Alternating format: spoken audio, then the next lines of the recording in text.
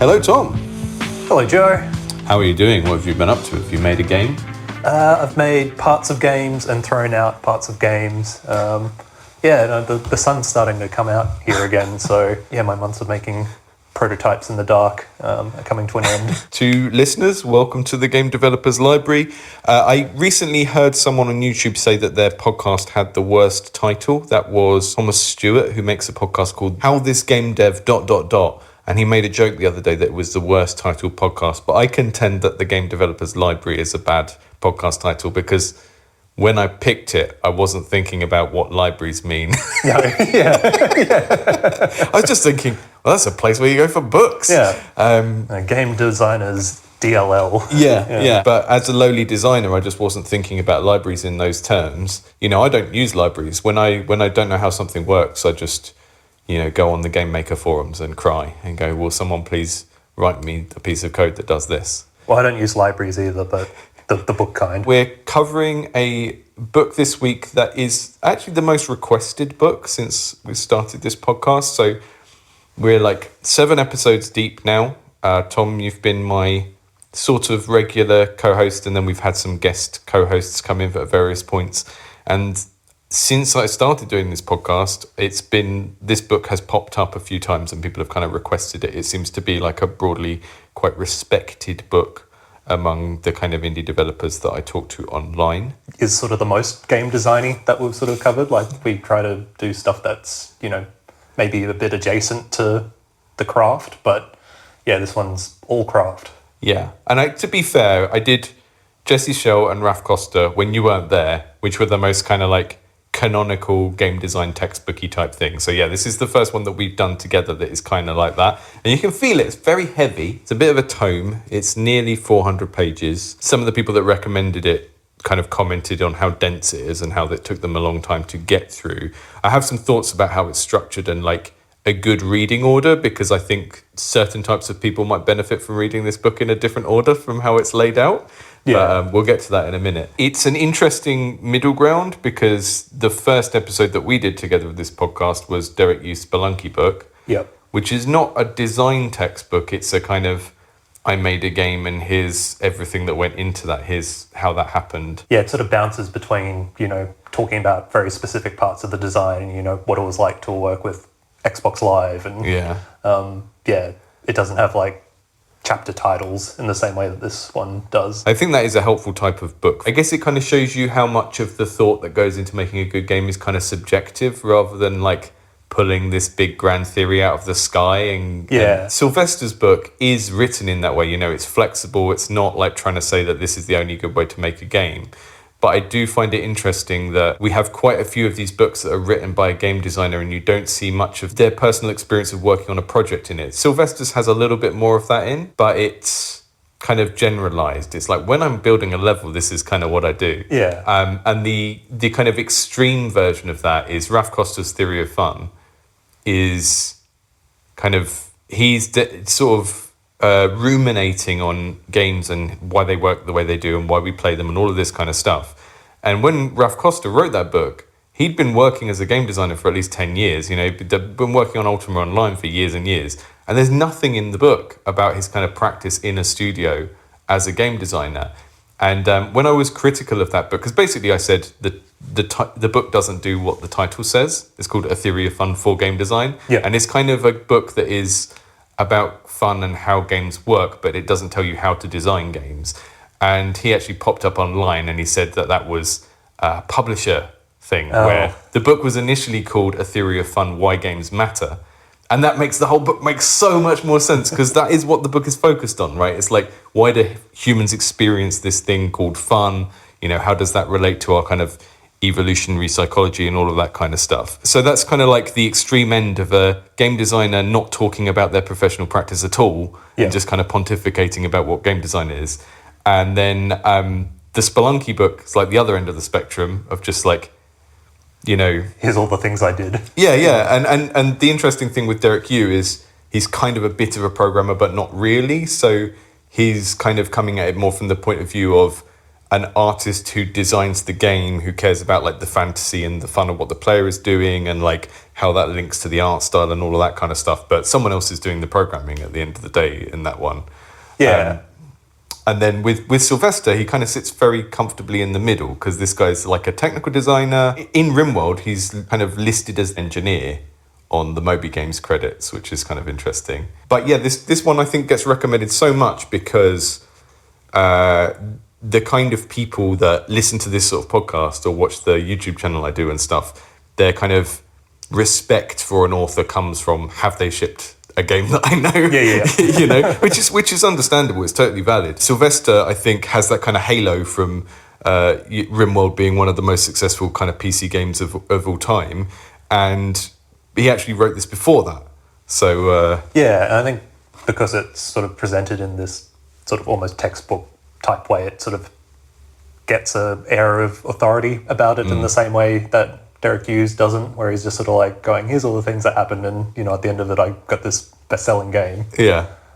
Whereas this feels like if I follow the things that have been written in this book, then I will be a game designer at the end of it. Though, you know, to jump to the very end, he does sort of catch that by saying, you know, there aren't any hard rules. And yeah. I didn't sort of delve super deep into Sylvester's kind of biography, but my understanding is he was kind of a hobbyist. He did like mods and maps for games and stuff. He went to college.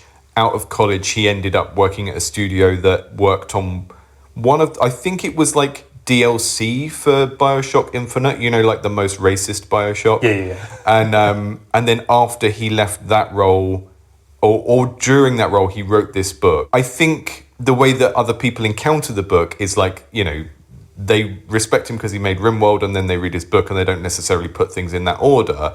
And I think one of the things that's interesting about that, about kind of uncovering that, is the fact that Rimworld was good because he was a person who had thought this deeply about game design before he made it, and then the game was like an application of all of these thoughts, right? Yeah, especially like he talks so much about systems in this game, and Rimworld's such a systematic game, like far more than BioShock Ultimate or whatever it was.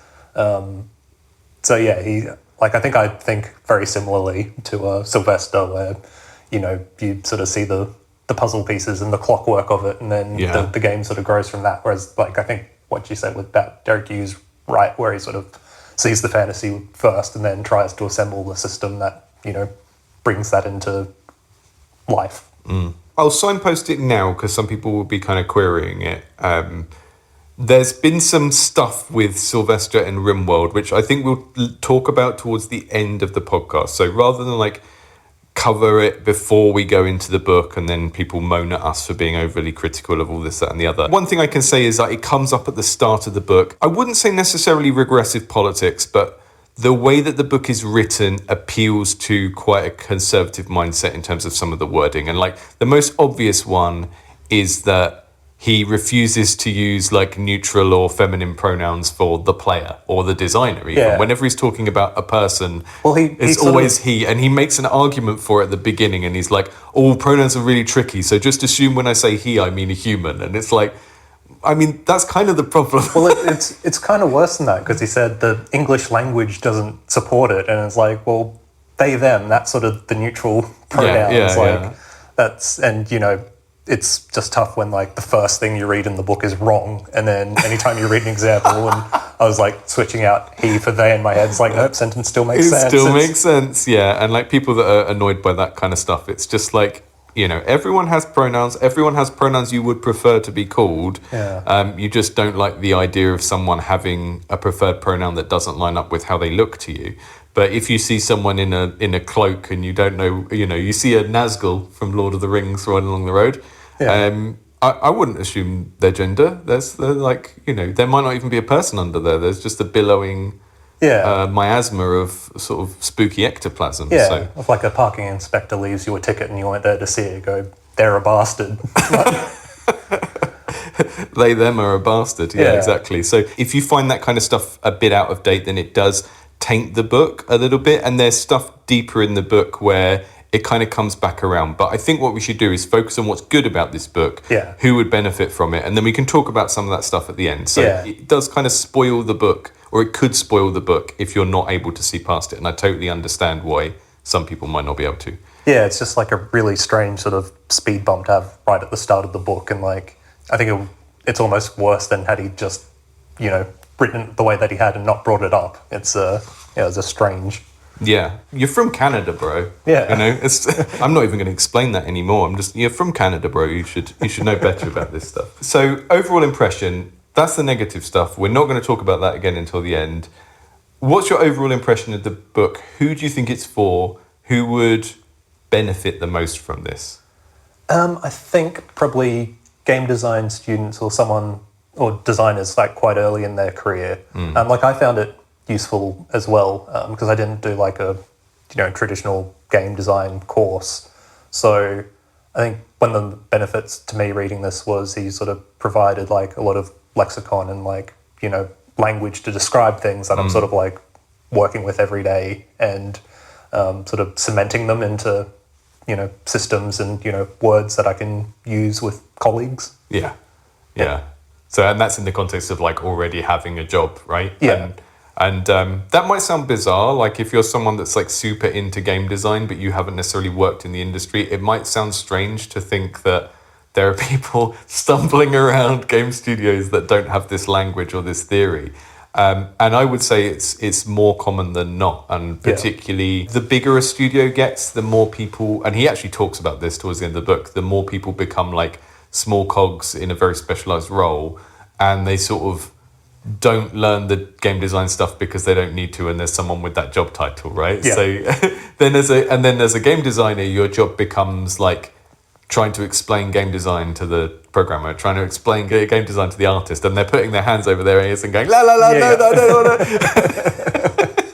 So you get a job because you're like good at doing a particular deliverable, like pieces of art, pieces of code. So there's plenty of people that work in game studios that either haven't been exposed to some of this stuff, find it a little bit too airy-fairy and impractical maybe, and then come to it later on. So the structure of the book, it kind of starts off with like this really top level kind of what is a game, why do people play games? And then it goes through sort of elements of games like this is what narrative is, this is what balancing is, and it kind of does a tour of all of the parts you'd expect a game design book to do. And then in the third of the book, it becomes about processes. Yeah. And that is like, it's kind of like the overlap between design and what we would call like production or project management of like, what is prototyping, what is playtesting, what is documentation and how does it work, all of that stuff. And I think if you're someone that has already read a bunch of game design books and is familiar with stuff like games are for making people feel emotions and stuff like that, but you struggle to like finish projects, or you're like a hobbyist designer and you haven't worked in like an environment where you've got a project manager and you never finish anything you make, then I would say read this book with the last third first and then read the theory stuff afterwards. Yeah. Because that last third of the book is such a good primer on teamwork, production processes and stuff. It's stuff that I wouldn't even necessarily say is design. Because in a big studio, some of these questions like, when do we design which part of the game?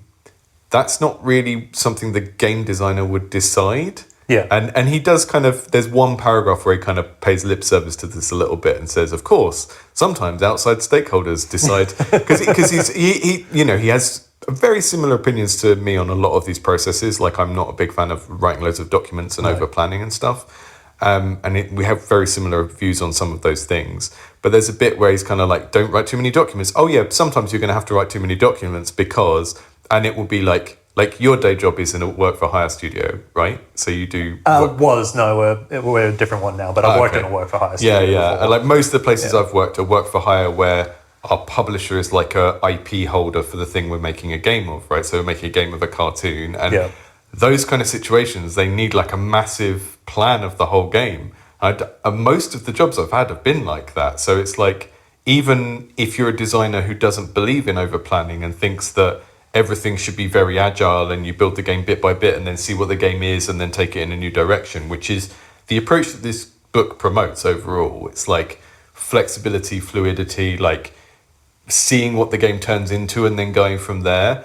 And a lot of game design jobs don't allow you to do that because some kind of stakeholder needs you to. And even if you were an indie and you did a Kickstarter-based game, it's kind of like the same relationship because your Kickstarter page is like a big promise to the funders of like, this is what the game will be. I can't remember if we talked about when we did the Blood, Sweat and Pixels episode, but the Star Wars game that famously didn't ever come out, like that was like a classic, story of, stakeholders and like having to run everything past LucasArts and George Lucas first and, having to change your protagonist halfway through development. And, like those are the sort of things that, if you do like I didn't do a game design course, but I did a design course.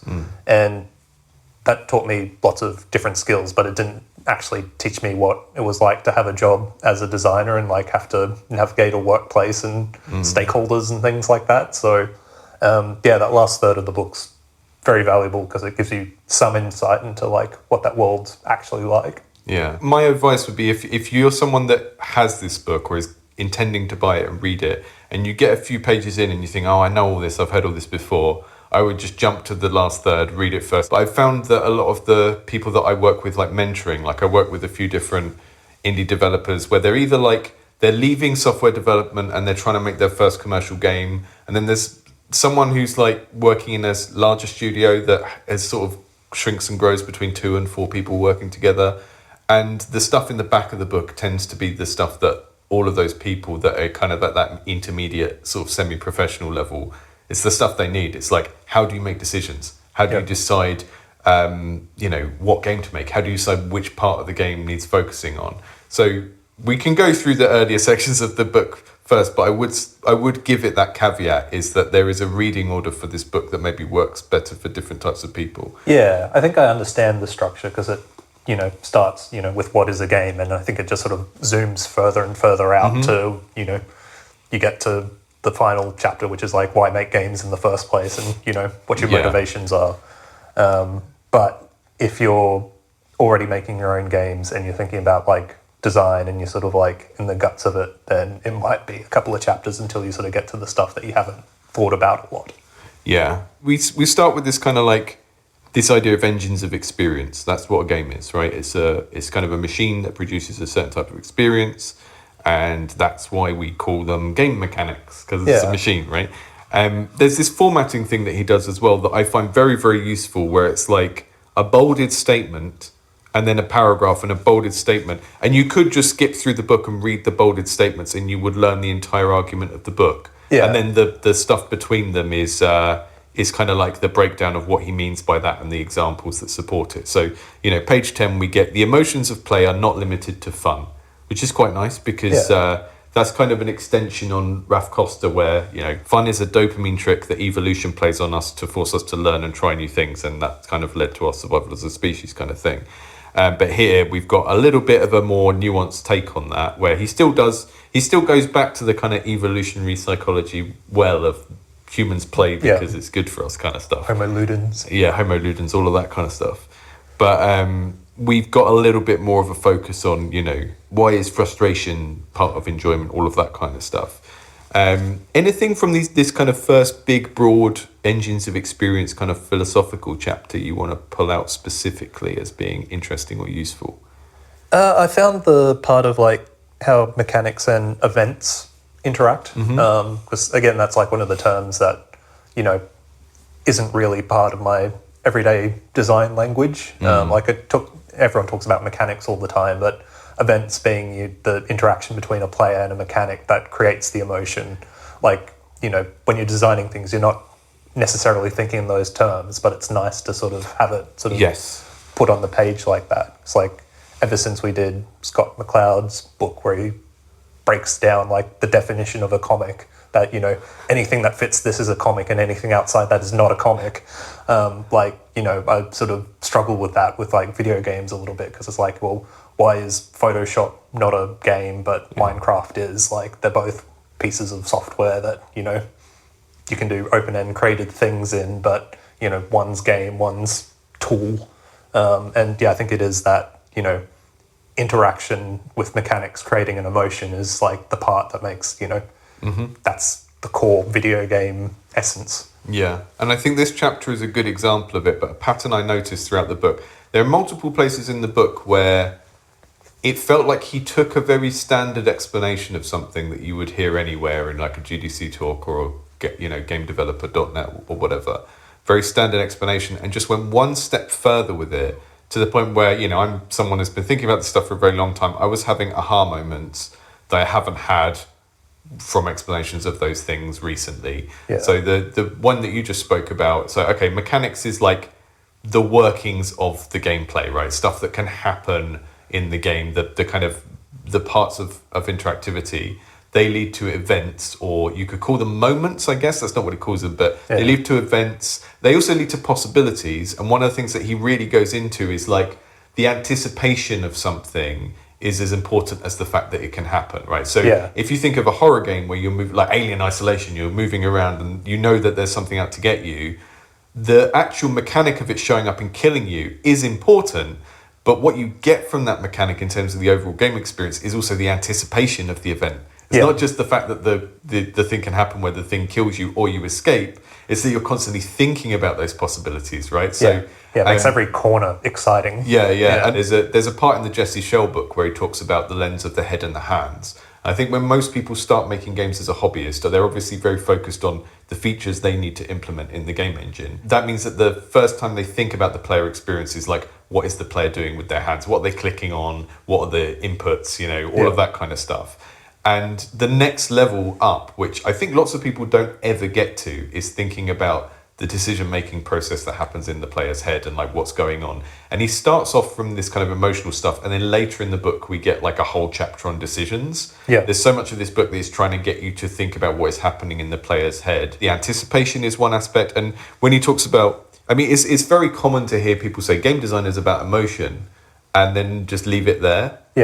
And it's like, I feel like sometimes that is just a way to try and soften game dev for people from an arts background. They go, oh, you think this is programming, but actually it's emotion. And then you just like mic drop and walk off. But like, I mean, is there anything else about that kind of definition of emotions and events that you kind of remember jumping out at you? He sort of talks about the fiction layer later on in that section, which I found it incredible that incredible self-control that he managed to go through all that and never say ludonarrative dissonance. Because he describes it. But, I might drop my stinger here. Did I play you the ludonarrative dissonance song I made? No. I made like a 30-second black metal stinger of just me screaming ludonarrative dissonance.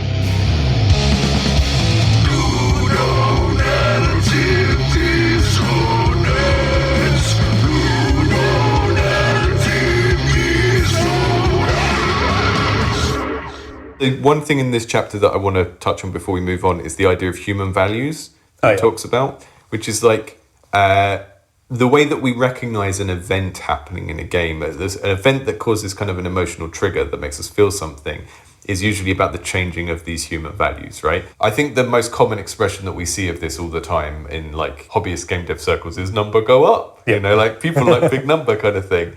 But he sort of breaks down this big list, and it's like changes in resources, like wealth going up and down, changes in health, like, being alive versus getting killed, changes in knowledge, changes in status, all of these things that humans have always cared about. The moments that matter in games are changes in these things. Like, you get hit as Sonic the Hedgehog, or your rings pop out. It's like, oh no. After we've got that setup where you have emotions because of these changes in human values, like status, money, resources, how much food you've got, all of those kinds of things.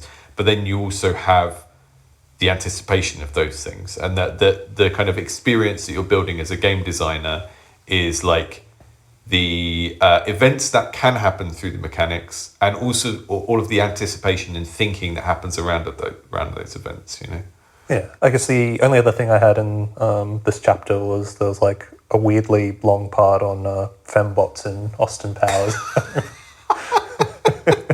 Yeah, so if you're unfamiliar, Austin Powers is a sort of pastiche of James Bond movies, and at some point there were robot ladies with guns that came out of their boobs that were fembots. And he uses it as an extended metaphor here. I mean, he does explain what he's talking about, but it's also written in such a way that it's just like, well, everyone knows Everyone knows Austin Powers. Everyone knows the fembots. Funny, because by the end of the book, he's sort of chastising the cultural homogeneity of people that work in game studios. There is another sort of emotional psychology thing here that I thought was interesting, where he talks about arousal and how emotions don't report their true causes. Yeah. So this is the study, again, a weird study. They set up a social psychology experiment where a man had to interact with a woman. Oh, so he's crossing like the scary bridge? And in one version, he's crossing a scary bridge, and he reported being more attracted to the woman because his heart is racing. And then when he interacted with the woman, he misinterpreted that as an attraction that wasn't there in the other situation. I don't know who sets up these experiments. I imagine it as like a Looney Tunes cartoon with the wolf, you know, the cartoon Aruga. Yeah, so just like that kind of thing. And there was like a sexy Bugs Bunny on the bridge. He took his shoe off and started hitting himself in the head with it. Yeah. But I think that's very interesting, that like our physiology becomes aroused. And we're so used to hearing that word that we just associate the word arousal with sex. Yeah. But all of the forms of arousal, it's like it happens, and then we look for reasons it's happening, and then we feel a different emotion based on whether it's like a monster or a dinner or something. Yeah. Yeah, the lizard brain happens first. Yeah, exactly. I know that guy. That's from Disco Elysium. Yeah. Yeah. So we get with this whole opening section. Is all about this. It's all about how game design is about emotion. You create an engine out of game mechanics that creates events and the possibility of events and a sort of space for players to experience things and anticipate experiencing things in. And the things that make players feel stuff in that kind of engine that you set up are all based on these kind of evolutionary psychology things. And while I'm always a bit wary of when people reduce kind of emotion in media to those stuff, this does go way deeper on all of this than a book like Raf Costa, which is just like, games are fun because we need to learn how to do stuff. Yeah. I mean, I'm being reductive there as well, but this takes that. That's like a relatively short book, but this compresses that theory into about 30 pages and gives way better examples and like diversifies all of the types of things that could be fun and stuff like that. Yeah, no, it makes like a real effort to like break down all the different types of emotions you can have, which like you can tell this is the person that made Rimworld, because he sort of breaks it down into like such granular systems that... Yeah, there are a series of buffs. Yeah. You can become grumpy if someone eats your food from the workplace fridge. The other thing, we get into flow here pretty early on, right? So flow theory, you will hear it mentioned pretty much any time you do a game design course or something like that. And it's basically this channel where, you know, everyone has a different level of skill at something. And if you're doing something you're too skilled at, you'll get bored. And if you're doing something that's too hard for you, you'll be frustrated. But the thing that I found really interesting about the description of flow here, and this is another example of him taking a very standard piece of theory and just kind of adding to it in a way that made me go, aha, was that he sort of goes beyond just like, oh, it's good for games to produce flow because that means people are having a good time and they will play them for longer. Yeah. Right? Can you remember the kind of extension of why flow is good that he comes up with? No, it's been a couple of weeks. It's basically that if someone is in a flow state, they'll overlook all the bad stuff. Oh, right, yeah.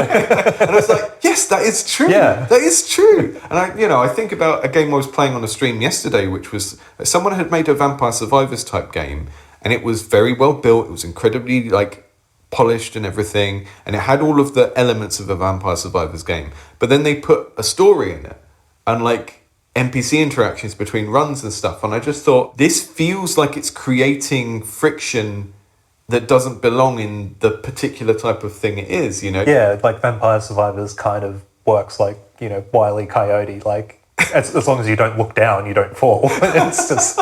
So just never give the player a time to look down. It's a very good example of a game that when you first watch someone else play it, you're like, okay, I can kind of see the appeal, but why, you know, like everything is jank.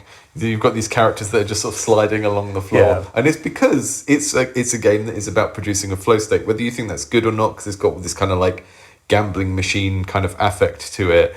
I thought that was a really interesting point, because often when flow gets presented in game design theory, it's just like, flow is good because it means people are concentrating on the thing you've given them to do. And it's like, yeah, okay, I mean, so what? Yeah. But flow is good because they're concentrating on the thing you've given them to do, and then they're going to ignore the fact that certain parts of the mechanics are underbaked, or this art asset is bad, or this part of the story is bad, or whatever. Yeah. Lots of moments like that where he just takes something that I'm very familiar with and I've heard a million times and just extends it a little bit, and I'm like, yeah, that's it. I think the sort of like, value of this book is like reading someone who's like thought about this stuff like too much. And well, yeah, I mean, I would also say like the person this book is not for, I mean, we have a section on narrative, right? But it very quickly gets into emergent narrative and the Rimworld kind of model of narrative, which is like, let's make a game that has some representational content and some characters and situations, and let the narrative happen in the player's head through apophenia, he calls it, which is like our natural kind of pattern creating, pattern spotting instincts as humans. So if you're like someone that wants to make games predominantly as a form of interactive fiction, this book is good for filling in the gaps, but you will probably find it frustrating how little it deals with story in the kind of more traditional sense. Yeah, but if you're like me and you just want to make a game that's mechanically correct, then perfect. Nails it. Yeah. Actually, one of the things I would say is if in some horrible alternate universe I was forced to teach an esports course. Oh, yeah. Because there's a lot of them out there. Colleges and universities, they saw it was a big industry and they thought we're going to make some courses about that. And then everyone who'd ever been involved in esports or played an esport went, don't know how that's going to work, but do your best. I would set this as the game design textbook for an esports course. Yeah. Because so much of it is about multiplayer games and mastery and skill-based games. Yeah, it's funny because I think Sylvester's probably about my age, and all the games that he references is like sort of the games that I played, and I probably played them at the same time. So what's a Counter-Strike? What's a StarCraft 2? I mean, there was a point where he got to the second long example about StarCraft 2 where I was thinking maybe the more interesting version of this book would just be learn game design through StarCraft 2. Yeah. And you like cut the size of the book down and make the entire book about StarCraft. Yeah. But there's a lot of good stuff about that kind of side of things, like difficulty, fairness, balancing games for multiplayer. There's like a kind of Gantt chart of like a career of playing Counter-Strike. Yeah. And what you're sort of experiencing and enjoying at different stages of that. Yeah, no, that's familiar. Yeah, and it's like a really good model, like to get people to think about that kind of stuff. Because I often find, when people are making action games for the first time, if you've got someone who is like a super hardcore player of beat 'em ups and they decide to make one, they're going to already be deep into like what is a hardcore play, what do they want, and then they build the game around that. But a lot of the time, kind of like what you said about it when we were talking last time about the kind of entering the medium through the craft side, you get a lot of people where they just kind of look at the game and they don't really have a deep knowledge of what happens when someone plays that game. They're just like, okay, I need a guy that can kick, I need to jump around, and like that journey that he takes you through of like, this is all the different ways that you can experience like really high level competitive play in a Counter-Strike or something like that, was really, really helpful. And like one of the things that I often encourage people to do with their games, if it's like not a very short experience where you play it and then just never go back to it, is write a kind of user experience journey story of like, what is the player doing, learning, thinking about at hour 1, hour 10, and then if it's like a long run-based game, hour 100. And you can do that with your own games. Like you can do that with like Slay the Spire or anything that you've played loads and loads of. It's like, what are my sort of concerns as a player at these different stages, and what is in the game to enable that?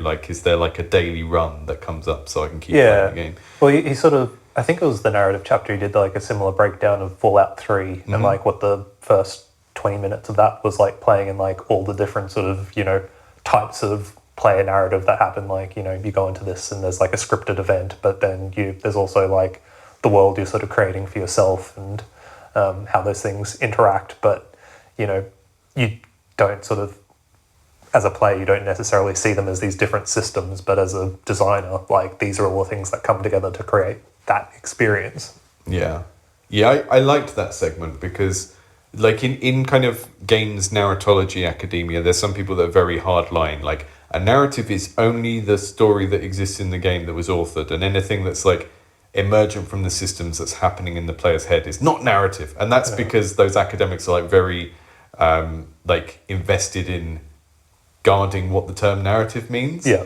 Whereas the Fallout example you gave is a really good way of thinking about it as a designer. I don't know, for a player, like letting them pick up an item and choose whether to have a cowboy hat or a space helmet or something like that. Yeah. That may be way more important to them than all of the scripted dialogue that you've written. You know, like just starting a game of Fallout and being like, well, I'm going to be a gunslinger. Oh, I can have a cowboy hat. It's like, that's a story moment. And it's like an expressive moment where the player is... And often there's not systems in the game that acknowledge that. You know, it's... we haven't had that since New Vegas, where any characters like cared what you were wearing or anything like that. There's a whole thing about how why so many competitive games are about violence, and just because it's a very clear metaphor. And then he goes into a particularly weird example of the pickup artist game. Yeah, that's right. Do you remember that? That's one he tried to make, right? Yeah. And it's just and I don't know, maybe I have a different understanding of that term, but I'm pretty sure that since at least like 2010.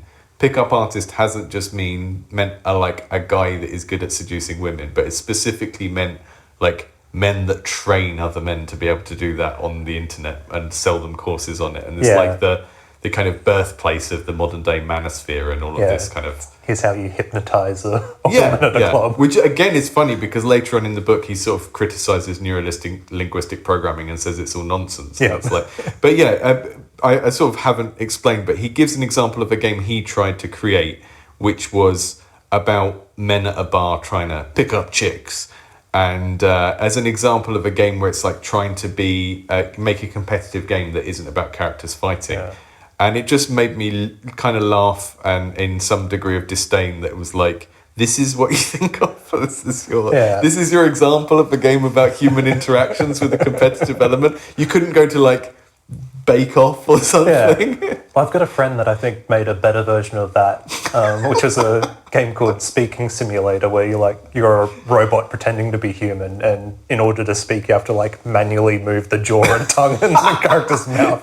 Yeah, sort of like Octodad. Yeah. With a social element. Nobody knows you're an octopus. Yeah, so that was another point in the... It just every time he has a weird dude moment in the book, it's like it's such a sort of day and night distinction between like I'm just sort of nodding along. You know, the meme with Jack Nicholson nodding. Yeah. So much of the game design stuff in this book, I'm doing that. And then I get to like a weird example about Austin Powers fembots, or a game about, hypnotizing women to sleep with you or something. Yeah. And I'm like, why? And like, and the thing you said about the age and the games referenced, it's like, if you are someone of our age, not necessarily a dude, but someone that plays quite macho games, predominantly PC games, and the sort of like very familiar of the PC games of the early 2000s, it is very, very heavily weighted towards those. And he will occasionally like pull out The Sims or like a Wii game and talk about how it works and why it was popular and stuff. But every time he does a deep dive, it's on a big deep dive on the StarCraft balancing, and then there's another deep dive on like a case study of why StarCraft became so big in Korea in the marketing chapter. Yeah. And like that's kind of used to exemplify how when something goes big and goes viral, you can't predict it because there's loads of strange social reasons why that happens. External factors. Yeah. And you know, Half-Life, all of the stuff you would expect. And I don't say that to be critical of the book, but I do think if you are from the same sort of gamer demographic as the author, you will have an easier time because you know what he's talking about. Yeah. So there's just one last thing in that chapter that I'd like to bring attention to, which is he had... in one of his bolded lines, we can reuse game verbs as options of a dialogue tree, which I think is something that designers can do far more often than we currently do. It made me think of Spec Ops: The Line, and sort of how, it's presented to you as this shooter, but you're making all these decisions through game verbs that, say something much more intelligent than, games of the same kind from that time. Please do that more. Yeah, so he gives the example of one of the GTA games where you get the option to like execute someone and you can just walk away, right? That's cool. It does make you feel like you're in a moment in a movie rather than choosing yes or no in a menu. It's like, no, I'm physically doing this thing. I had a similar experience with the end of The Last of Us, the first one. Yeah. All the way through that game, I'd been like, why do I have a flamethrower? This is a pretty useless weapon. And then when I got to that emotional beat at the end of The Last of Us, which I won't spoil it, but it's kind of pretty well known, I was just like, I think everyone's seen the TV show I think now. this is what the flamethrower is for. So we've got chapter on narrative, which is not really about narrative in the traditional sense. It's more like, it's very weighted towards the, games make narrative out of systems kind of stuff, which is kind of fine. I tend to lean more that way generally. Big section on decisions. Yeah, that was quite a good section as well. Mm-hmm. It opens with him talking about Sid Meier, and Sid Meier's got the famous quote of like a game being a series of interesting decisions, which he doesn't directly quote, but I'm assuming that, bringing up Sid Meier then is like a nod to that at least. Yeah. And this is kind of what I was talking about the game in the player's head, really. As a designer, you're designing decisions. So when you create like a technology tree, or you have like a level with branching paths, those are very obvious ways of designing decisions. But even just like a moment-to-moment choice in an action game to go the safe route or to go the higher risk route to get more loot or something like that is a decision. The predictability of the outcome of the decisions is kind of an important thing. So straight up going to read some of the bits from this. When you want a decision to be meaningful, its outcomes must be neither unknowable nor inevitable. They must be partially predictable. Yeah. Yeah, like I was working on an action RPG game that had like lots of sort of emergent systems, and we had a problem where sometimes you'd walk into a room and something would explode because we'd procedurally generated like an enemy with a torch next to a barrel, and the barrel was clipping through the wall when it generated, and it decided, I need to calm myself, and it blew up. But all the player sees is they enter a room and everything explodes, and that's an example of not being predictable. Yes. And, So you need to create systems that are somewhat predictable and consistent. And that's the thing that's kind of annoying from a programming standpoint, because it means that you might end up having to put exceptions in your code to produce the thing that makes the system seem more kind of predictable than it actually is under the hood, because you're trying to map things onto players' expectations, which they're bringing their heuristics from other video games and from the real world of like how things work to the game. Yeah, like he talks about that a bit in the interface chapter as well, of like all the sort of things that happen under the hood to make what the player expects to happen, even if it's not like mechanically true. Yeah. Like, if you've ever done like how to make a platformer tutorial, like it'll teach you like, this is how you apply gravity and, move left and right, but it doesn't teach you, how Mario does platforming, or it's like you've got a couple of extra frames when you go over a gap to press the button because that feels right. Yeah, Coyote Time is the most commonly cited one of those. Oh, did you know they do this? Yeah. But the less frequent one, which I think he mentions multiple times, is input buffering. So it's like, you haven't landed on the floor yet, but you press jump 2 frames before you landed on the floor. So the job of the input manager of the game is not to just blindly turn the button presses into things in the game. It's to have a set of exceptions that try and handle what the player thinks is happening or should happen. Yeah, I think it talks about like auto aim and Halo as well, and how that sort of makes first person shooting palatable on a console when you've just got your controller stick to move with. Very good chapter on decisions and decision design, and he sort of like makes split second reactions into decisions as well, so it all fits into the same framework. Like, we've got these lovely diagrams of a Counter-Strike map. Yeah, this is kind of like getting into the player's head again, but he does this big like breakdown of a map or a match of Counter-Strike and what you're kind of thinking about and deciding to do and stuff like that. And it's like, okay, it's like a match report like you'd get for a Warhammer game or something, but it's not focused just on what's happening in the game. It's focused on what the player is thinking about as when they're in different situations. You have like 2 paragraphs worth of the player thinking about whether they should run and pick up a gun and all of the possible implications of doing that and exposing themselves, and the benefit of getting the gun versus not getting the gun, and how it's going to affect their team and stuff. And it just kind of shows you like how much someone is actually thinking about these things, even in a game that when you watch someone else play it, you think something mindless is happening. Yeah. And this is all laid out with like graphs and just nice little maps and stuff. And it kind of even gets into even the reason why you can have being knocked out and spectatorship in something like a MOBA or like a high level competitive game is that you're kind of like thinking, you're like observing and thinking and like, oh, what am I going to do when I get back in kind of thing. There's like a graph with the time and then the intensity of the decision making. Yeah. So you might have like a moment that only lasts a second where the possible outcomes of the decision are very extremely divergent, like win or lose, life or death. And that's like a very short moment with a very high profile. And then there'll be other times when it's like, oh, I've died and I'm waiting to respawn. So I'm still making decisions, but I'm thinking about like, oh, when I get 3 more coins, which gun will I get? That kind of stuff. The kind of idea is that you're trying to alternate between those different intensities, and you can't do the high intensity for too long.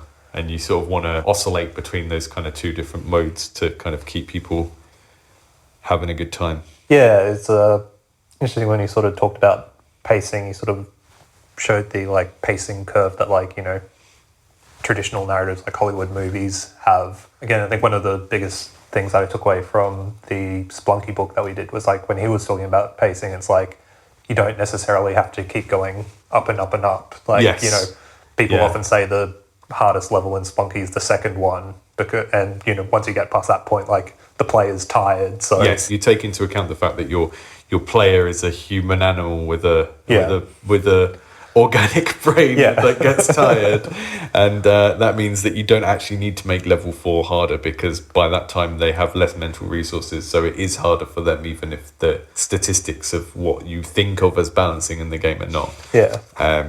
The chapter on balance is an incredibly good primer on this, and it all comes down to this kind of user experience thing of like, okay, so one thing that comes up a lot, trying to avoid degenerate strategies. That's a contested term just because calling people degenerates has become such a sort of Nazi calling card. I mean, it always has been. Yeah. But when it's used in game design, it really means a strategy that breaks the game down. You know, it's like you could call it a just a destructive strategy, really. Like the combo winter in Magic the Gathering. Yeah, it stops the game being fun. Yeah. And you can even have this in a single player game where you find a way to cheese the game, and you because you know it, you're cursed with knowledge and you can't not do it now. Yeah. And over time you spoil the game for yourself. It's not as important to balance out of single player games because you can just go, well, you know, that's your own fault. But yeah, in like in an esport or something. Yeah, your fun's coming at the expense of someone else at that point. Yeah, exactly. Yeah. I saw a post on r/game dev the other day where someone asked like, how do you mathematically balance a game?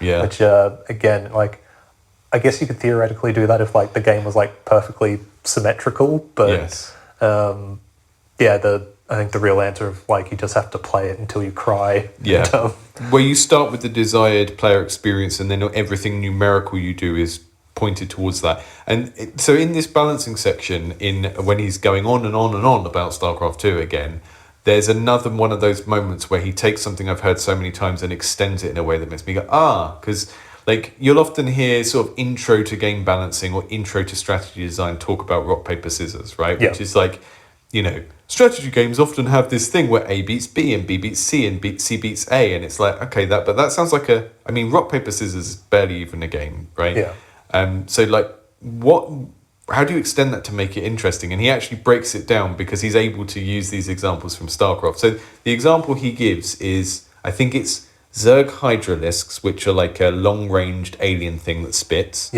versus Marines. And the idea is that the Marines usually beat the Hydralisks, right? Yeah. But if the Hydralisks outnumber the Marines, they can still beat them. Or if the Marines are like too far spread out. Yeah. Maybe this is obvious to other people, but every time I hear rock, paper, scissors come up in game balancing discussions, I'm like, whatever. It's like too simplistic. But he kind of takes it and it's like, it's much more of a smushy thing. There is a rock, paper, scissors where this should usually beat that and you should go for it. But it's all kind of, it's kind of floats rather than integers. Yeah. You're not picking between rock, paper, scissors. You're going 70% rock, 20% scissors, Yeah. 10% paper. That's my army. I found that quite insightful because I've never really heard anyone extend the rock, paper, scissors analogy to something that I thought would actually be useful. Because that's not what playing StarCraft or any RTS is like. It's not just like, oh, I build all of my units as this thing and then cross my fingers. You know, you're going and spying, you're seeing what they're building, you go, okay, well, maybe instead of building 2 of those, I'll build 1 of those, da-da-da-da. Yeah, and the other thing in the multiplayer chapter that I thought was like quite interesting was he's talking about the concept of yomi, and, you know, the level of play you get to where it's about sort of, you know, how well you know your opponent and like trying to read their mind. Right, and that's, you know... What does yomi translate as again? Is it just mind reading or something? I can't remember. He took it from a fighting game designer, I think. That thing that he does throughout the book where he takes the thinking just like one step further. Like Yes. you could stop it just like, this is the mechanics to sort of like keep, you know, a game relatively balanced. But it's like, well, here's like the sort of psychology of play that sort of happens beyond that, you know, it's like playing poker where, you know, you don't have all the information, but, you know, whether you fold or, you know, stay in depends on like how well you know the person sitting across you. And it's like, well, this is how they usually play, but they know that I know that they know that, you know, this is how they play it. So I forgot about the yomi concept, but it is really helpful. And I think this is an example of where the kind of way that the book is written as being like this kind of game design book written by and for PC gamer nerds with these deep dives using specific games as examples. That can be quite alienating if you don't understand the game examples, but it does really illustrate the things very well. Because like you say, Yomi, he's taken it from fighting games, but it's something you could also apply to chess. You can apply it to StarCraft. Yeah. And it's that idea of like, if someone is very good at chess, they don't like playing chess against a small child or whatever, because the process of them playing chess and the fun of chess is the Yomi. It's like you're assuming your other opponent knows how to play chess, and that means all your predictions about what will happen for the next 3 or 4 moves are based on the knowledge of what you would do in that situation. And that's why you can't play chess against a new person, because you're having to teach them what they should do. And I find that really interesting. I don't play loads of kind of competitive games, but I can definitely see that being an appeal of them. And have you ever played any of these board games where you have like you're like fighting on a map and you use cards that are hidden, like Blood Rage or Scythe? Or I played Scythe, yeah. So Scythe is this game where you've got like these big steampunk mechs in a kind of fictional Eastern Bloc farming, like sort of 1920s, and you're like taking over the map. And the way that the combat works is you have like one number that's on the board that everyone can see, that's a public number for like your military power. And then when you go to attack someone, you play cards that have numbers on as well. And the more mechs you're commanding, the more cards you can play. But you could play like 3 cards that have really low numbers on. And it's Yomi, right? You're kind of like trying to psych each other out. And the thing that I really like about that in those games, Scythe uses it, Blood Rage uses it, which is a game about like mythical Viking characters fighting each other. It feels really intensely confrontational in a way that when you play like a war game like Warhammer, or you're like playing Risk, because you're just rolling dice, and if you like whoop them, you don't feel like you did something really mean and aggressive, because it's just like, oh, sorry, but then I've got better numbers than you. Whereas when you're doing that kind of Yomi thing with the like bluffing thing, with how high is your card type thing, it feels so directly adversarial with the other person, because you're actually engaging with their mind rather than generating random numbers based on your kind of strategic position on the board. You're sort of, your play is an expression of like how you feel about that person. So how much of a dick do I want to be in this? Because because you can make them waste resources as well. You can like lowball them, let them win, and like just deliberately play low cards because you know that they're going to win. And that's kind of, that feels like a form of passive aggression. Like you know they're going to like put everything in, and you just like let them steamroll you, and then they've wasted their resource, and then someone comes in and kicks their ass. So the Yomi thing is interesting to me because I can see it happening in these sort of other situations as well. And it's another example of where this kind of having this slightly esportsy background of playing StarCraft and playing Counter-Strike and stuff does allow him to explain these things, and this kind of mind game stuff that you get into at very high level play. I've read about that in other game design books, but it would have just exclusively been about poker and chess. And you know, this is one of the reasons why those environments become some of the most toxic when you're dealing with chat and stuff on them, because it's not the trash talk against your opponents where the toxicity lives in esports. It's from not playing well and your teammates like being like, why did you do that? That's not what anyone should have done in that situation. You know? Did I ever tell you about the most brutal thing that ever happened to me in Dota? I was playing support and I was laning with this guy. It was just like a random public match. And like halfway through the match, he friended me on Steam and I accepted it. He sent me a private message saying, "You're the worst support I've ever played with," and then immediately unfriended me. I mean, that feels relatively polite. I know, it was so personal. It was, I just wish they'd, flamed me in the chat. So yeah, we got a chapter on balance which covers single and multiplayer games, and then there's a chapter that's specifically on multiplayer. And the thing I thought was interesting here is this is the only time I've ever seen game theory brought up in the context of game design theory where it was actually made to work. So people who were only loosely familiar with these terms, so were you familiar with game theory before? Yeah. So yeah, like the prisoner's dilemma is sort of like the classic. Yeah. It's sort of like working out all of the ways that people could behave in a given situation, and like taking any kind of interaction where people have different stakes and different things they can win and lose, and trying to treat it like a kind of mathematical problem. And I used to find it endlessly frustrating to work in games at a university, because people from other departments that weren't interested in games would be like, oh, like game theory, and it's like, game design theory doesn't usually have anything to do with it. And I'm being a little bit dismissive of game theory, but the main reason I say that is that game theory is usually very prone to a sort of fallacy of assuming people are rational actors. Yeah, it's like a very sort of like Cold War type field. Yeah, we can predict what people will do because people act rationally in their own interest, and like we know that that's not what happens. And like if you've ever read like Freakonomics or something like that, that's the other end of the spectrum where it's like, no, people do really weird things that are against their own interests, or they just do things you wouldn't predict. But I say all that, and the kind of implementation of game theory here and how it's used to sort of like map out the decision space in a game, I think it's really good. Yeah. So the way he explains this is we've got these grids, and it's like if the player does this thing on this side, and then the other axis on the grid is if the player does this thing on this side, and then the outcome in the intersection between the X and Y axis on that grid. And that's like your kind of game theory map of the possibility space of the game in the kind of multiplayer game. If this person does this and this person does this, this is what will happen. Yeah. And you could, even though this is in the multiplayer section, you could apply this to single player games of like, treating the CPU as a player. If this is, if the roguelike randomly generates this boss and the player has done this build, then this is what will happen, If the Slay the Spire player has specced into a fire breathing build and they get the slime boss, they're going to steamroll it because they'll just let themselves get slimed, and then when all the slime cards come back out of the deck, they'll breathe loads of fire. That's a very specific example, but you can do these kind of grids with the possibility space of a single player game, even though they're mainly here used to explain kind of strategy in multiplayer games. Yeah, this is the section where we get the stuff about StarCraft and which units beat which units, and I think the kind of the whole thing about how that's about proportionality is very helpful there. It's not just like, oh, they're building flight units, so I need to build anti-air. It's like, no, they're building 6 of these and 4 of these, and then you have to do the kind of math in your head of how to respond to that. Yeah. And ideally, also, the game will provide enough variation that, a unit that may be strong in one context is weak in another. I've been playing Bad North again. I kind of told you before we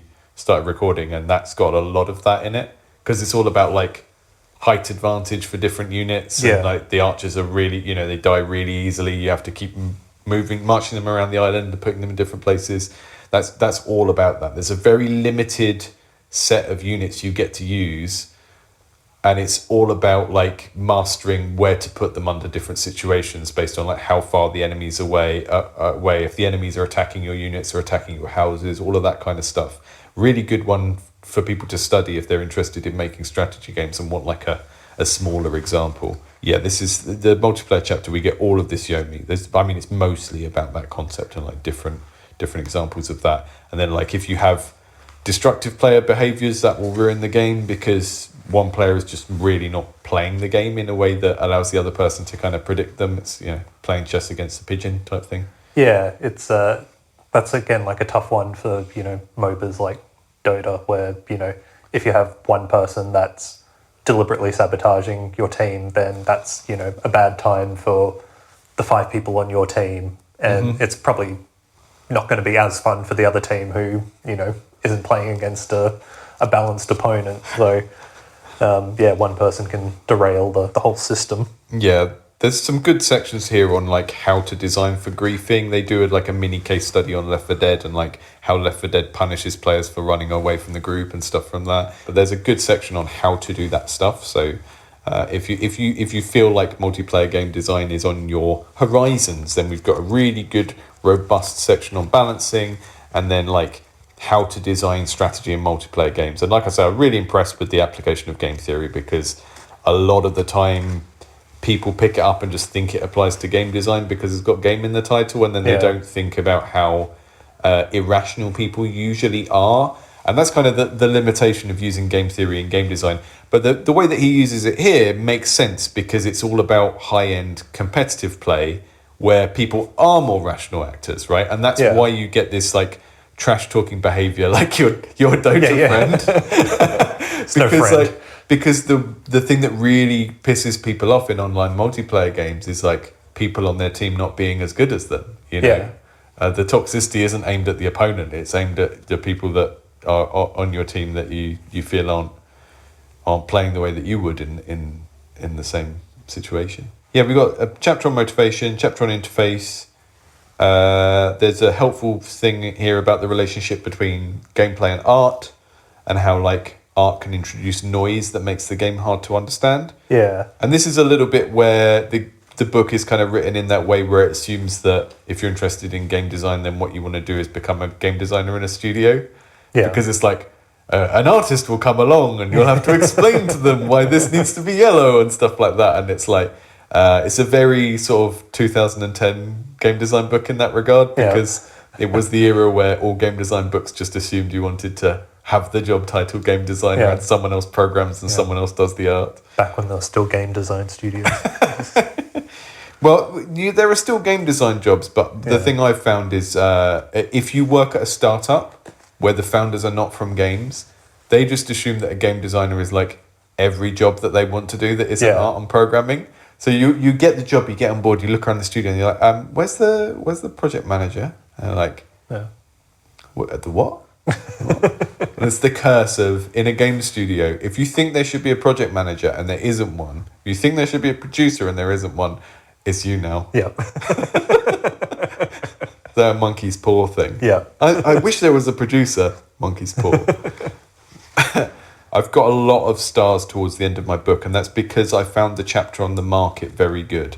And like I said, the third that is all about processes, for me was the strongest thing, but that's probably because I'm quite chaotic and it's the area where I felt like I needed to hear the stuff more. Do you remember these like charts he does in the chapter on the market where you compare games using a little grid? Yeah, where he sort of like breaks down the different sort of like segments within a game and sort of plots them against each other. Yeah, I love this tool. I'm going to use this. I might do a whole video on it. I'm going to use this. So what we're looking at here is you can put down the things in a game that might be appealing and then score it higher or lower on not necessarily how well it does those things, but how important they are to whether or not someone would like that thing. Yeah. So he starts off with the game Deus Ex. Again, this is like an early 2000s ass PC guy book. Cyberpunk conspiracy plot, right? It scores highly for that. Not because it necessarily does that well. It just like, that's the thing that if you're into that, you're going to go, I want. So it's like mapping he calls them value curves. It's like value as in like the appeal to a new player, like why they would pick this game. And then like stealth gameplay, reactive story, dark atmospheric world. These are obviously all qualitative things. But then when you take another game and you say, why would someone play Deus Ex and not play this other game? And then you can take Bioshock, which he does, and it's like, okay, you've got things you can compare them on, right? Of like a dark atmospheric world. Okay, they both have that. And then you've got first-person combat, okay, maybe Bioshock is more about that and Deus Ex is less about that. And then you have things that they don't compare on at all, like, you know, Deus Ex has a cyberpunk appeal and Bioshock has a different kind of world-building appeal. And like, I guess the thing he gets at here is you don't have to compete on all of the things. Yeah. I think this is quite a good chapter for sort of solo indie developers or people that are like actually in charge of the games they make, because most jobbing game designers don't really get to decide what the game is that they're making at like a top level. Yeah, which I think can be like a wake-up call for like, you know, a lot of indie game developers that go, I like this other game, I'm going to make my own version of that. And it's like, well, if you're hitting all the same sectors as that game, like, why would people choose yours over the... Yeah, and because that's the typical thing. It's like something is popular, so you want to make it, and then meanwhile, everyone else has recognised that thing is popular and wants to make it, and you're going in there as the little guy, and then suddenly there's studios like, you know, Supergiant, where it's like you can't really compete with them on the same thing because they have a budget and they have like artists, for example. Yeah. So it's like if you love Hades and you want to make a game that's like Hades, you can only compete on certain things because you just can't compete on like writing and art, on music. Yeah. You know. And the thing I really like about this model that he presents here is I think so often the question of what should I make, it gets kind of put into this false dichotomy of like one end there's the kind of make whatever you want. You know, it's fine, and that's like fine for learning, but it's not fine for like making something saleable. And then there's the other end that's like cargo cult, everyone like fast following a game and going, oh, I need to make Megabonk, I need to make Balatro. Yeah. And it's like, this feels like it's a very nice middle ground between like having an awareness of why people like other games and using that, but not putting everything on that and still having to think, okay, well, if I want to make Balatro, I want to make something that's similar, how can I compete by doing something different to make up for the thing that I can't do very well, you know? Yeah. When I read this chapter, I was wondering, like, what would a game that was, like, all its points were just in the center of the chart look like? And I saw an article on Polygon not too far long after that called We Can't Keep Letting the Swagless Games Get Away with That. Like, I mean, I hate the term swagless games, but I kind of know, like, you can picture what they are in your head, right? Yeah. And I think that's what a middle chart game is. And you can apply this to nearly every creative thing. Like, the things that I love in culture generally, not just video games, they're usually, like, really bad on one axis. Like, Prince is one of my top 5 musicians. You listen to his lyrics and it's like, what are you talking about, man? Like, some of the songs it's like a child wrote them. And it's like, you make up for this by being so cool. You look so cool. You've got such a good voice. You can play every instrument. And then you listen to the lyrics and it's just like, I mean, some of them are beautiful, right? But occasionally he just sounds like a total jerk. That's the dynamic that he's kind of talking about here, is like, it's better for your game to be really good at a few things, and one of those things to be like an unusual thing that other games don't usually do well, than to like sort of aim for 7 out of 10 at everything. Yeah. Because at that point you're competing with loads of other games that do the thing that your game does way better than you. You're becoming swagless. You're becoming swagless. Yeah, exactly. And that's why you get like games like Noita that are relatively small productions, but the things that game does well, it doesn't. If you break Noita down into its components, it's like there's not many things there. It's like you've got the wand system and you've got the if you haven't played Noita, it's like every pixel in the game is simulated as a like an element, and you can like get that sand, like pixels of fire and sand and acid, and those are the two things that make that game special, and maybe kind of the thematic setting of it being this kind of, you know, Scandi dark fantasy thing. But there's lots of things it doesn't do as well as similar like run-based action games.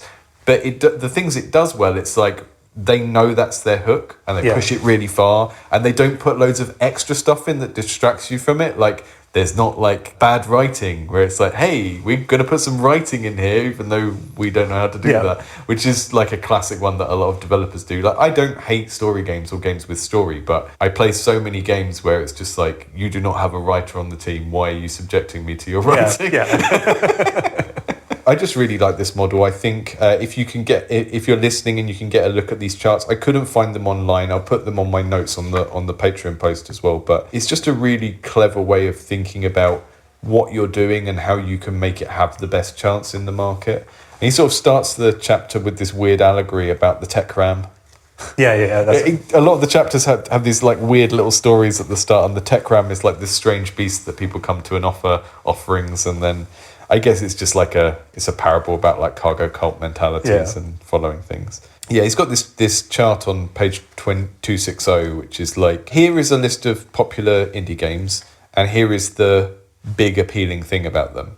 And it's just like Super Meat Boy, ultra high speed platforming and charming characters and retro game references. And the point he's really making is that if you look at these games that stood out and did well, there's like only one or two things that they do exceptionally well, and the rest is just like, okay. Yeah. Which I think ties really well into the theme of the book and the engines of experience thing, because it's like you play a game to have a particular experience, and the more it is pushed into the extreme of something it's trying to do, the better that will be, you know? Yeah. It's like, I don't ride a bicycle to experience eating ice cream, you know?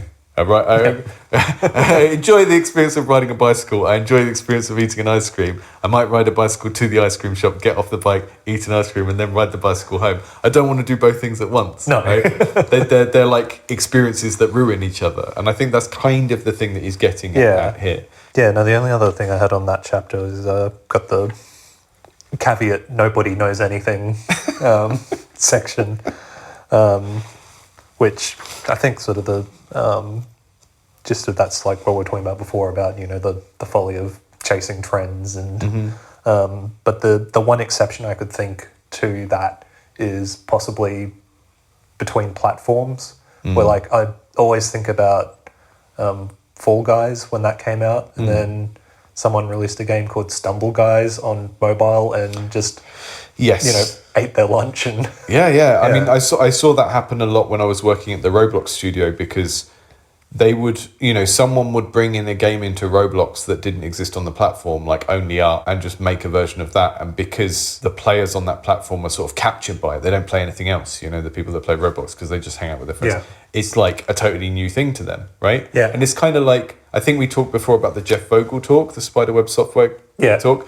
I think a lot of people, when you talk about like trying to do something different or unique or find a gap in the market, the gap isn't necessarily like the thing needs to have never been done. Yeah. It can just be like, this audience don't have that thing right now. Yeah. Which is kind of what you're talking about there. Yeah, or like Stardew Valley's sort of like the prime example of that. Like, you know, he loved playing Harvest Moon back in the day, and, you know, they hadn't made a good Harvest Moon game in decades. So, yeah, he found the gap. Yeah, you make something that doesn't exist on the platform that you're deving for. You make something that maybe is almost identical but has a different theme, so it appeals to a different group of people, right? I really like that chapter on the market. And then we've got the final third of the book, which is the process part, which I think people who were coming to this book as like more seasoned developers, I do think you should read it first. Yeah.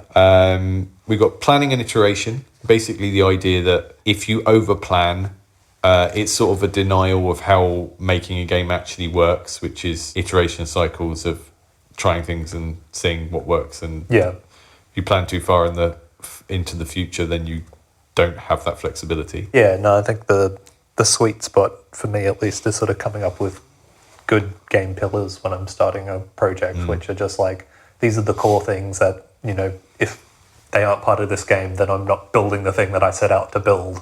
Yeah. And, you know, they can be very vague, which gives you like plenty of room to like move in different directions, but that gives you some like just a North Star to point to that stops you from like getting completely lost in the weeds, which is the danger of underplanning. This is the thing with design pillars, is they're basically how you decide whether something in your game is a good idea or not. Yeah. You know, which is kind of hard. So it's difficult. People are always looking for like external reasons why something is a good idea or not. It's like, but you have to decide for yourself what constitutes a good idea in your project, which is what a lot of this kind of section of the book is about. He gets into it a little bit later in here, but he talks about like the idea reservoir, which I've seen him give a GDC talk about as well. And basically it's the idea that you have a backlog, but the backlog, in like traditional Scrum development, the backlog is like, here's all the things we need to do to finish the project. Yeah. But here he's talking about just like a floating list of all of the ideas, and they're not necessarily greenlit. We're not necessarily doing all of these. So the way that I would do this in like a Kanban board on Trello is like, in the middle, we've got what we're currently working on. And then you go one step left and there's like a to-do list of stuff we've agreed to do. Yeah. And then you go a further step left and there's the ideas list, which is just like this big reservoir of stuff. And he talks about like, if you do things this way, then you can basically just always pivot towards what the game seems to be, what parts of the game seem to be working the best.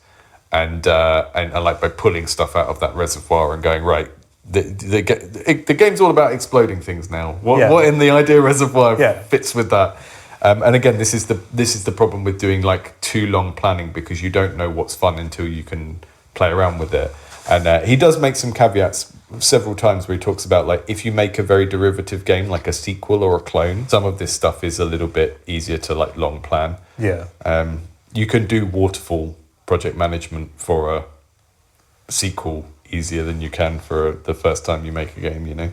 Yeah, no, waterfall's only really useful for a predictable product. Yeah. So yeah, just lots of stuff on iteration, the fact that you're planning, building and testing rather than doing like one long planning. There's a funny little dig here about therapeutic planning. You know, uncertainty is painful, so, you know, people just write big long documents to make themselves feel good. You see a lot of that in kind of like the hobby space. It talks about grey boxing a lot. I'm a big fan of grey boxing. But yeah, I think grey boxing does mean that when you're in that stage of development, like your audience probably needs to be either yourself or other designers and developers that can like see past that. Like, I think if you put that in front of like regular players, they get distracted by all the things that aren't there. Yeah, you can get around it a little bit. So in the Jesse Shell book, he talks about, you know, concept art is a form of prototyping. So one of the things you can do is you can like give a non-dev the grey box and say, look, there's no art here, and then show them concept art or a mood board and go, imagine this is this and this is this. So you can give them a little bit of guidance without like ruining your grey box by prematurely putting loads of art into it. Yeah. So show them the thing and go like, imagine this is this. And that's one of the ways that I would approach that. But also I think sometimes when you're working on your own, there is more sense in putting art in early, just because you can't help but work on everything at the same time. Yeah. But, you know, the rationale behind doing grey box in a larger team is totally watertight. Yeah, I mean, sometimes if you're solo developing, you just need to do a bit of art because you get bored and want to do something else. And I think that's like healthy, so long as you sort of remember which stage of the project you're at and never push any one part of it too far. Yeah, there's a whole section here where that's about knowledge creation. I guess it's kind of coming back to that idea of like, what is a good idea? Yeah. And like later on it gets into talking about contingencies and dependencies between different parts of the game, and like how, you know, different choices you make are going to have all these different trade-offs in terms of like, oh, this is better for the player experience, but it costs more resource in terms of like the amount of art changes and stuff like that. And you've got this like big chart with all of the things you can do to develop more knowledge about your game. Yeah. You can build and test things, you can think, you can research, you can create a mathematical model. And he's basically just trying to get you to understand that as a designer, all of this is your job. Yeah. And I have this quite a lot when I have one-to-ones with people and they're uncertain about something and they're sort of asking me what I should do, and I think they're expecting me to just tell them exactly what to do with the design, and instead I tell them what they should do in order to be able to answer their own question. Yeah. So like, I don't know whether the game should be run-based or have like a predefined set of levels. Yeah. And it's like, well, okay, well, the thing that makes sense to do in that situation is act as if you're going to do both. Like, what's the thing you can build now that could fork out into either of those things and could test either of those things? Build that, and then you'll be closer to the answer and then make a decision about it later on, you know? Or you can just send them a picture of this chart and go, have you thought about thinking about it? It's kind of like, I want to know what's on that mountain 3 mountains away. So have you tried climbing the first mountain and looking from there? No, I'm sorry, but I think that's what you're going to have to do. The section on dependencies is very good. The dependency stack diagram. That's my favourite diagram in the book. At a glance, this looks like a Well, it looks like a flowchart, right? But do you want to kind of explain how it works? Yeah, so he uses an example of a fictional game called Fantasy Castle and like lists all the different systems that could be a part of that game. So the game's going to have characters. The characters can be part of families. There's going to be different races. It's a whole long list of things, and then breaks them down by going, okay, well, if the game has a family, then it needs to have characters. So that's sort of like the baseline. So that gives you like a guide of, you know, kind of what are the most important systems and which ones are sort of foundations that you build the other ones off, where, you know, if you've got an idea for a game and, you know, you're throwing out all these ideas, you might end up biting off the wrong thing. Whereas, you know, if you chart out your features like this, you can sort of go, well, I get the most bang for my buck by doing this one because it means I can then build all these other systems off it. It's sort of like laid out like this big intertangled Tower of Hanoi. Yeah. The stuff that's at the top of the stack doesn't have dependencies, so you can easily remove it or ignore it. Yeah. Whereas the stuff that's at the bottom of the stack is like, you can't do the stuff on top of it until you've got that. So yeah, you can't have friends or families until you've got characters. You can't have all of these places that are physical places within the castle until you've got the construction mechanics. And basically he's just saying if you think of things in this way, then it's easier to work out what your to-do list is for the game, because you don't build the stuff at the top until you've got the stuff at the bottom. Yeah, and like it's, again, if you're doing like solo development and you're not over planning, like you can get lost in the weeds and end up, you know, going down one of these paths and building something that you later realize you don't really need, or, you know, wasn't the most valuable thing that you could have been building. Yeah. Whereas like, if you take the time to sort of like work out what the different dependencies are, you're going to save yourself a lot of heartache. Yeah. He sort of expands it into talking about how the stuff that's at the bottom is what the core mechanics of the game are. Yeah. And then the stuff at the top is the things that kind of enrich those mechanics. So if you strip everything away, you should still end up with a game that's kind of fun to do, right? It's still fun to have the characters there and do the construction. Everything else you're adding is to add variety and depth to that fun. You kind of think about it, if you think of like a studio that has different games that are kind of variations on the same thing, like BioWare making Dragon Age and Mass Effect, or Bethesda making Fallout and Elder Scrolls. It's like the core mechanics are the same, and we often think of that as a technical level. It's like, oh, it's the same engine. It's like, yeah, but the kind of things that you do in the game, the core mechanics are the same, and then the variety that makes this one different from this one is all of this kind of more superfluous stuff that's at the top. Yeah. And the stuff that's different between, you know, Elder Scrolls 5 and 6 or Fallout 3 and 4 is at the top. It's not at the core. It's the core stuff's the harder part to do as well, like getting that right. So if you do manage to get it right, you know, you just milk it for everything it's got. Yeah, exactly. Yeah, so this last section of the book has a lot of stuff on just like working with other people. And this is kind of interesting because I think, you know, we won't go into too much detail now because we've already gone over really long, but basically Sylvester got a lot of criticism aimed at him for Rimworld, and some of it was based on people like unpacking the code and finding weird kind of cultural biases in the code. And he's sort of denied it a little bit, and he's also did a bit of a Streisand effect and was like, there's a witch hunt against me, which didn't make him look amazingly good. Yeah. But also some of the stuff was like all of the women are bisexual and none of the men were gay and stuff. But I don't know. I read some articles on it and it felt like it wasn't really conclusive what was happening. Some of the way that he handled it in public was a bit kind of goofy and like just felt a bit like a nerd who was out of their depth. Yeah. Like, I mean, you know, I've never made anything big enough to be like put under a microscope like that. So exactly. I don't know how I'd deal if like, you know, one of my unconscious cultural biases slipped in and, you know. Exactly. And some of the stuff is like, okay, if you're trying to make a social simulation like Rimworld and you want it to tell certain types of stories, you are going to... Like, his argument was that some of the statistics he put in there about, like, this is what male characters and female characters do, he just, like, did a quick look at some real-world statistics. And obviously, you know, people are products of culture, and you're not necessarily making the argument that any of these things are natural. Yeah. But, like, if it was a authored story, like a dating simulator or something, and you had a set of characters from a demographic and you sort of wrote into the story that they behave in a certain way,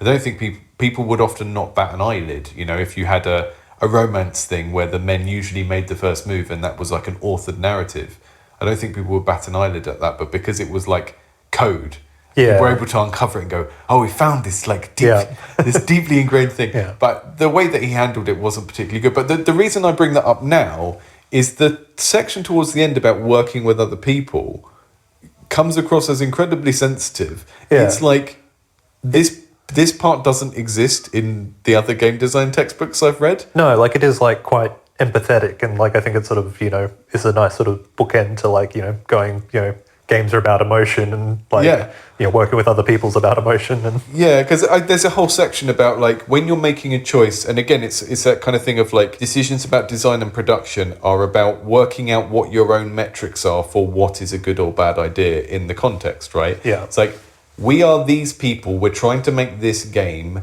and we need to formulate all of that into like a rubric or a metric that we can assess ideas through and say, we've got these 3 ideas for what to work on next. How do they satisfy our goals for this game and as a team and stuff like that? And when he starts talking about people and managing teams and stuff, it starts to get into this territory of like, you've got the benefit or risk to the game for any decision, in terms of like how it affects the end player experience. You've got the benefit or risk to the project in terms of the amount of resources that choice makes. And then you've also got these like political things of like, how much is it going to piss this person off to have to redo this piece of work? Yeah. And like the one that resonated with me incredibly heavily was that, you know, people in these roles want challenges. And we saw examples of that in the Schreier book in Blood, Sweat and Pixels, where you had, I can't remember their name, the team that made Halo Wars. Yeah. And they were like, we don't want to make RTS games anymore. And it's like, sorry, that's what you're good at. But people want challenges. They don't want to just do the same thing over and over again. They don't want grunt work. So some of the decisions you might make a decision that's worse for the game because so-and-so wants this particular challenge or whatever. And yeah, I think it's a nice note to end the book on. I don't know. It's weird because it's stuff that wouldn't necessarily be a designer's job in a larger studio context. Yeah, it's not quite sure what else to add to that. Yeah, I mean, there's a couple of places where he does talk about people you're working with as subordinates, and it's like, I don't know. I don't think I've ever thought of anyone that I worked with as subordinate, even when I've been a senior design, like a title as a senior designer. The last team I was on, where my job title was senior designer, it was like everyone was at the same level. I didn't have any other designers on the team, so there wasn't like a junior designer I was mentoring. I never would have thought of like programmers or artists on the team as being subordinate to the game designer. Yeah. But maybe that was because it was a particular structure where the product manager sort of decided what we were all doing and I was just there to work out the details. But there's a weird thing in the book a couple of times where he talks about managing subordinates. And I'm like, is that you get subordinates? Where have you been doing game design work where people do what you say? Like, no? Maybe it's like a creative lead. Yeah. But I could understand that way of thinking when he's like managing Rimworld later on. But again, that's after this book. So it's interesting because I often see this misconception with like when I talk to students that they think a game designer is Hideo Kojima. Yeah. You know, they think it's like the director of the whole project. And so often, if your title is game designer, actually someone else decides what the game is, and you're just like there to work out the details. Yeah, you know?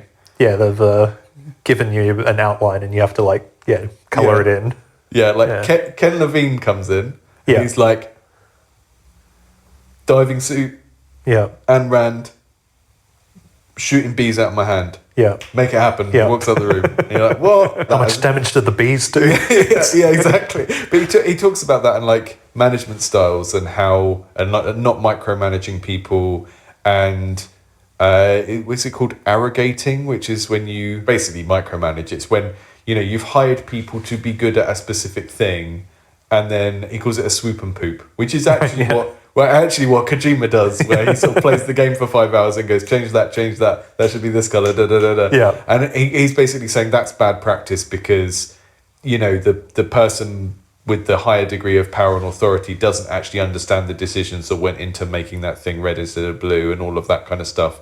And you should like let the specialists have their own area that they're an expert on, even juniors. And I agree with that, and I think it's a good part to have in the book. But it did feel maybe like it was like a more junior Bioshock level designer sort of venting at the end of their book about a bad manager they'd had. Did you get that vibe when you were reading a little bit? Because he's writing it as if he's the manager, and he's like, here's how I would manage. And I'm like, I think actually you're just sort of describing a bad situation where you were the subordinate. I don't know, maybe. Yeah, he did have like quite a sweet anecdote about Jim Henson there and sort of his management style. I think that's like probably a better creative like aspiration than Hideo Kojima necessarily. Yeah. Be more like Jim Henson. Yeah, we should all be more like Jim Henson. So yeah, it was a dense book. We can't go through like every single thing in it. Like I said, there's stuff that's going to really put some people off. There's some situations where I would set this as the textbook. You know, if I had to get a bunch of esports students in to understand game design, this would be the book I would give them. If there's a developer that's sort of our age and played the same games as us and had never encountered game design, it's probably the book I would give them. Yeah, I hadn't realised how much I'd learned from Counter-Strike and StarCraft 2, but here we are. Can you remember what we're doing for the next book? It's Anna Anthropy's The Rise of Video Game Zinesters. Yeah. It's got a very long subtitle that's like how all of these people are. So that's kind of like it's about 10 years old now, isn't it? And it's about kind of the art game scene and the sort of more kind of queer and unusual end of the indie games. Yeah, it'll be interesting to sort of see how that sort of has changed in 10 years because, like, I guess Itch was probably around 10 years ago, but that seems to be like the place where, you know, all that sort of stuff happens these days. I think we're going to get a lot of evangelizing about Twine and interactive narrative and stuff like that, and how Twine has changed lots of things. And I mean, people still use Twine. I'm not going to say, you know, it's bad or people shouldn't use it. But there was this argument that it was really accessible and stuff. I always found the documentation really hard.